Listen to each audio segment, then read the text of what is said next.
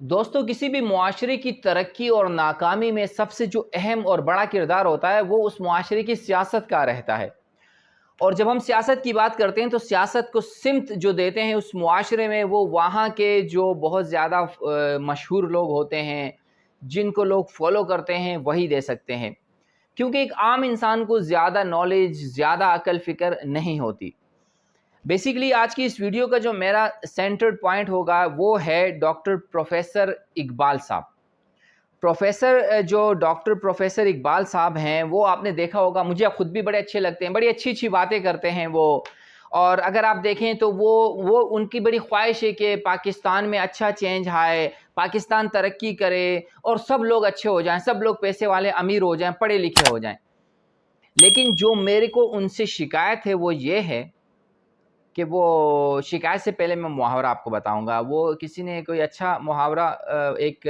Voice سینگ کی ہے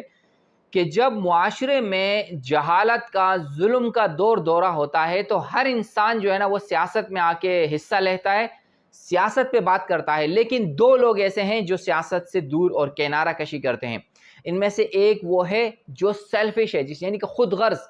جو سمجھتا ہے کہ مجھے اپنے کام سے کام ہے، اور دوسرا بزدل، جو سمجھتا ہے کہ نہیں مجھے زیادہ ایکسپوز نہیں ہونا چاہیے، ہو سکتا ہے مجھے نقصان ہو جائے گا۔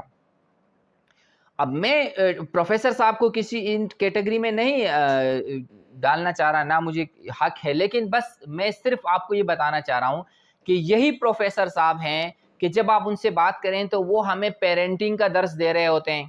اچھی کمیونیکیشن کا درس دے رہے ہوتے ہیں، اور ہمیں اچھی اچھی باتیں کر رہے ہوتے ہیں کہ ہمیں ایسا کرنا چاہیے، ہمیں ویسا کرنا چاہیے۔ لیکن میرے جیسے ایک عام آدمی جس کا عقل فہم کم ہے، مجھے یہ نہیں پتہ چلتا ہے کہ کون اچھا ہے کون برا ہے،